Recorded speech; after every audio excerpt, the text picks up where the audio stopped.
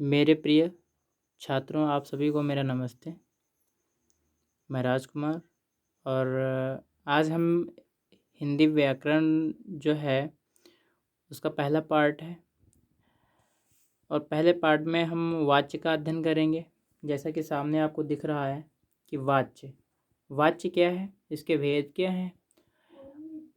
वाच्य को हम इंग्लिश में वॉइस बोलते हैं, ठीक है। और वाच्य की परिभाषा, वाच्य के भेद, ठीक है, क्या क्या इनका कार्य होता है, ये सभी के बारे में हम अच्छे से जानेंगे। और यह एक ऐसा टॉपिक है जो आपका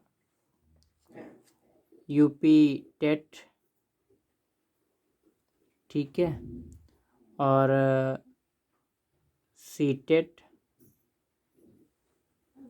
आपका यूपीएससी, ठीक है, और बीएड एंट्रेंस एग्ज़ाम, सभी में ये क्वेश्चन यहाँ से पूछा जाता है, ठीक है। तो आगे भविष्य में आने वाली आगामी परीक्षाओं के लिए टॉपिक भी बहुत ही महत्वपूर्ण है, तो इसको हम अच्छे तरीके से समझने का प्रयास करेंगे। तो इसकी जो पहले लिखा हुआ है, इसकी परिभाषा लिखी है, ठीक है।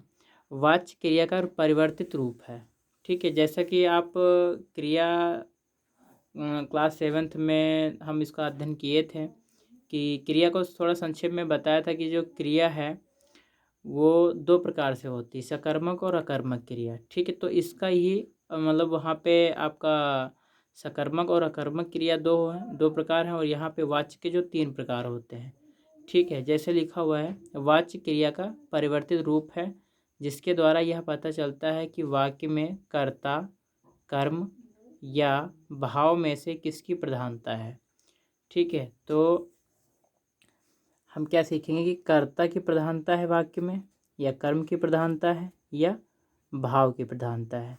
तो ये 3 टॉपिक हैं और इन्हीं से हमारे वाच्य के भेद बने हुए हैं। तो वाच्य के भेद कितने हैं? कृतवाच्य, जिसको हम एक्टिव वॉइस बोलते हैं, कर्मवाच्य जिसको हम पैसिव वॉइस बोलते हैं, भाववाच्य जिसको हम इम्पर्सनल वॉइस बोलते हैं, ठीक है। तो चलिएगा पहला देखते हैं, जो इसका फर्स्ट है कृतवाच्य, एक एक्टिव वॉइस। कृतवाच्य में क्या होता है? कृतवाच्य में कर्ता की प्रधानता होती है। किसकी प्रधानता होती है? कर्ता की प्रधानता होती है, ठीक है। जैसे पहला इसका जो एग्जाम्पल है, इसका जो उदाहरण है वो हम देखेंगे कि राम ने दूध पिया, ठीक है। क्या लिखा हुआ है? राम ने दूध पिया। तो यहाँ पे जो पिया है, ठीक है, उसने क्या पिया?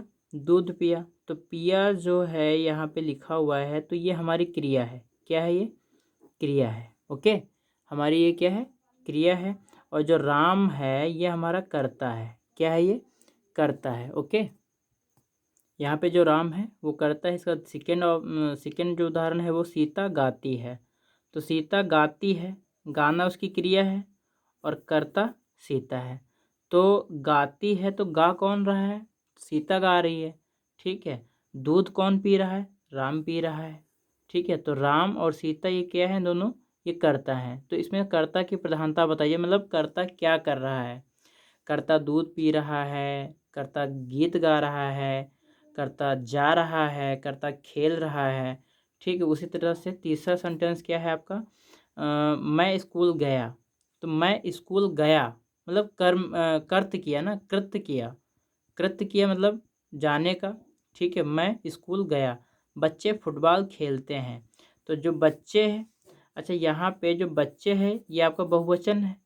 अगर अगर कर्ता बहुवचन में है, याद रखना हमेशा कि यदि कर्ता आपका बहुवचन में है तो आपका जो क्रिया होगी आपकी वो भी आपकी बहुवचन में ही होगी। यदि कर्ता एक वचन में है तो आपकी क्रिया भी एक वचन में ही होगी। अब जैसे मैं स्कूल गया, तो मैं एक वचन है। अगर यहाँ पे होता हम स्कूल गया, ये तो होता नहीं ना, हम स्कूल गए ये होता, ठीक है। तो फुटबॉल खेलते हैं, तो खेलते हैं कृत्य कर रहे हैं ना। खेलता कौन खेलता है? बच्चे खेल रहे हैं, तो कृत्य कर रहे हैं ना, कर्ता की प्रधानता यहाँ पे। उसके बाद दूसरा क्या है? सेकेंड जो इसका भेद है वो है कर्मवाच्य। तो कर्मवाच्य में क्या होती है, सेम वही। यहाँ पे क्या, यहाँ पे कर्ता की प्रधानता थी, किसकी प्रधानता थी, और यहाँ पर कर्म की प्रधानता है। तो पहला इसका जो उदाहरण है, राम के द्वारा पुस्तक पढ़ी जाती है। तो पुस्तक किसके द्वारा पढ़ी जा रही है, राम के द्वारा पढ़ी जाती है, मतलब कर्म किया जा रहा है। ठीक है, जा रहा है, गाया, गया, जा रहा है, खेल रहा है, दौड़ रहा है, ठीक है, हंस रहा है।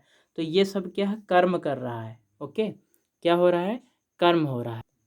अब जब यहाँ पे जो इसका पहला उदाहरण है, राम के द्वारा पुस्तक पढ़ी जाती है, तो पढ़ी जाती है ऐसा बोल रहा है ना, पढ़ी जाती, क्रिया क्या है, क्रिया आपकी पढ़ना है। ठीक है, और राम क्या है आपका, कर्ता है। तो यहाँ पर जो कर्ता का प्रभाव जो है वो आपका कहाँ पे पड़ रहा है, क्रिया पे पड़ रहा है। कहाँ पे पड़ रहा है, क्रिया पे पड़ रहा है, मतलब राम के द्वारा, उसके द्वारा पढ़ी जा रही ना। और सीता से नाचा जा रहा है, तो सीता, सीता का जो प्रभाव है वो किस पे पड़ रहा है, जा रहा है, ये क्रिया है हमारी, और सीता क्या है, हमारा कर्ता है। ठीक है, गीत गाया गया, गीत गाया गया, सिंपल सी बात है, गीत गाया गया मतलब कर्म किया गया। सीता से नाचा जा रहा है, तो नाचा जाने का मतलब क्या है, नाचा जा रहा है। ठीक है, या नाचा गया, तो नाचा गया या नाचा जा रहा है। ठीक है, या खेला गया, या मतलब पढ़ा गया। तो ये सब क्या है, कर्म किया गया। ठीक है, क्या किया गया, कर्म किया गया। उसी तरह से जैसे है, लेख लिखा गया तो कर्म किया गया। ठीक है, पुस्तक पढ़ी गई तब भी हमारा क्या हुआ, कर्म किया गया। ठीक है, गीत गाया गया, और गीत गाया गया तो क्या गाया गया, गीत गाया गया, ना कि गीत, गीत गाता है। अगर गाता है, जैसे यहाँ पे होता है गीत गाता है, तो कोई तो गा रहा होगा, तो कर्ता हो जाएगा ना, कर्तवाच्य हो जाएगा। अब गीत गाया गया तो कर्म किया गया, कर्म किया जा चुका है। ठीक है, तो ये हमारा क्या हो जाएगा, कर्मवाच्य हो जाएगा। ठीक है, इसके बाद जो तीसरा है वो देखिएगा,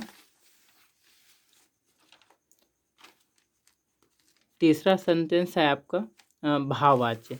इसका जो तीसरा प्रकार है वो क्या है आपका, भाववाच्य। भाववाच्य थोड़ा बहुत ही अच्छा है, इम्पर्सनल वॉइस है। इसमें क्या होता है, इसमें तो पहला आपका जो फैक्ट है वो भाव की प्रधानता होती है। किसकी प्रधानता होती है, भाव की प्रधानता होती है। और सेकेंड, असमर्थता भी होती है और नकारात्मकता भी होती है। वो कैसे, असमर्थता मतलब किसी भी चीज़ को करने के लिए जिसमें हम असमर्थ हो जाते हैं, मतलब कभी थक जाते हैं, कभी कुछ करने का मन नहीं करता है।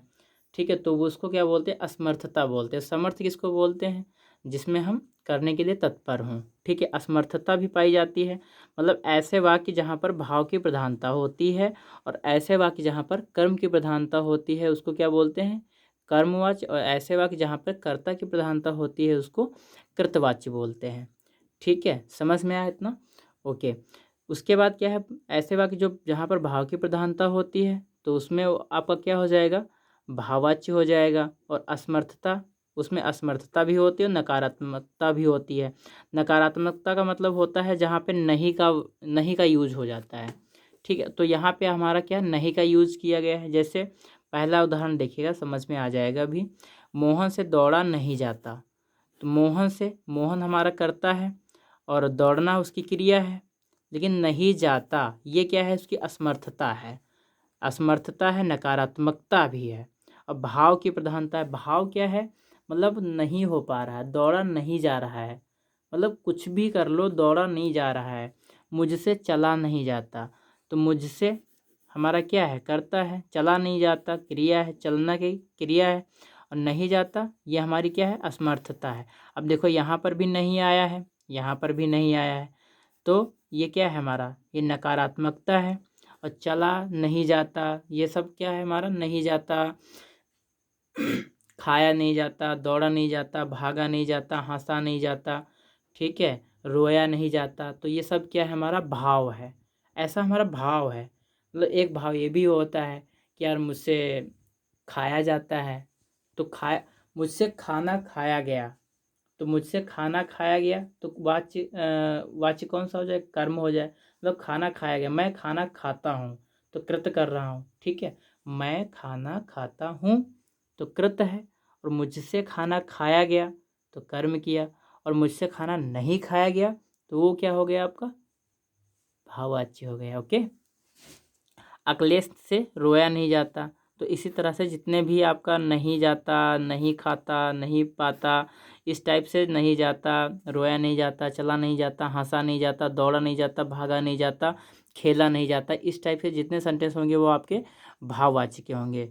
ओके। उसके बाद देखिएगा इसका जो एक और टॉपिक है जो आपका कहीं कहीं पे एग्ज़ाम में देखने के लिए मिलता है। ये टॉपिक है बेटा आपका बहुत ही अच्छा है, इसको अगर समझ लेते हैं तो अच्छी अच्छी से अच्छी परीक्षाओं में इसके क्वेश्चन आपको देखने को मिलेंगे भविष्य में। ठीक है। तो वाच्य परिवर्तन क्या है, तो कृतवाच्य क्वेश्चन इस तरह से आता है कि कृतवाच्य को कर्मवाच्य में बदलिए और कर्मवाच्य को भाववाच्य में चेंज करने के लिए क्वेश्चन आ जाते हैं कभी कभी।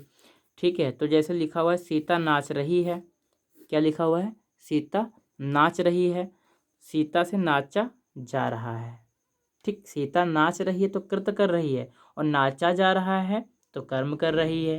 मतलब जा रहा है, नाचा जा रहा है, मतलब प्रेजेंट टाइम में किया जा रहा है, तो या तो प्रेजेंट टाइम में वर्क किया जा रहा हो तो कर्म कर्म किया जा रहा है, या वो कर्म हो चुका हो। जैसे उसके द्वारा पुस्तक पढ़ी गई, मतलब पढ़ पढ़ तो नहीं रहा है लेकिन पढ़ी गई।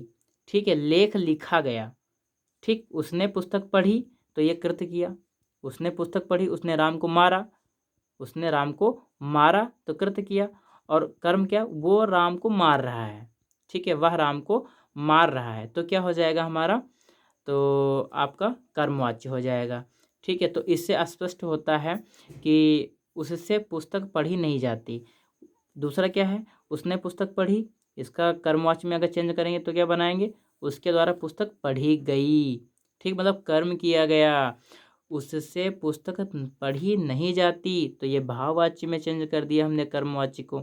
अगर क्वेश्चन जैसे आ जाए कि सीता से नाचा नहीं जाता, इसको आपको कन्वर्ट करना है कृतवाच्य में, तो क्या लिखेंगे, सीता नाच रही है या सीता नाचती है।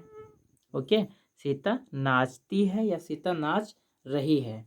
सीता से नाचा, जहाँ पे से और द्वारा, ठीक है, इस टाइप से जब सेंटेंस जुड़ जाते हैं तो क्रम के अंतर्गत होते हैं। कहने का मतलब ये आपका सकर्मक और अकर्मक दोनों हो सकता है, लेकिन ये सकर्मक ये सिर्फ अकर्मक में ही होता है।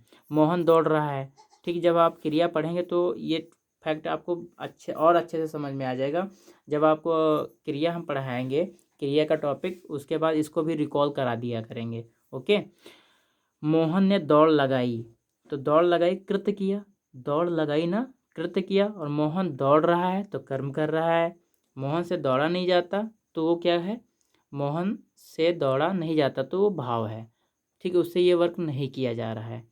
ओके। तो अगर किसी स्टूडेंट को यहाँ पे कोई डाउट है तो वो पूछ सकता है। ठीक है। और ये लेसन आज के लिए इतना ही, बाकी अगली क्लास में हम मिलते हैं एक एक्सरसाइज के साथ, अच्छी एक्सरसाइज के साथ में। ठीक है। होमवर्क में आपका है 5 वाक्य, आपको 5 वाक्य कृतवाच्य, कर्मवाच्य, भाववाच्य से लिखना है। ओके, मतलब 5 वाक्य आपको कृतवाच्य से लिखने हैं, 5 आपको कर्मवाच्य से, और 5 आपको भाववाच्य से। ठीक है, अपने स्वयं से करना है। ठीक है, स्वयं से करना है, मतलब कहने का मतलब इनके वाक्य कैसे, मतलब एग्जाम्पल करने हैं। ये नहीं कि आपको यहीं से आप एग्जाम्पल में देख लिए, यहीं से कर लिए, थोड़ा अपना माइंड लगा करके करना। ओके। तो ये आज का टॉपिक हमारा वाच्य का समाप्त होता है, और मिलते हैं अगली क्लास में। ठीक है, तब तक के लिए सभी को मेरा जय हिंद, सभी को मेरा नमस्कार। Okay, bye bye, take care.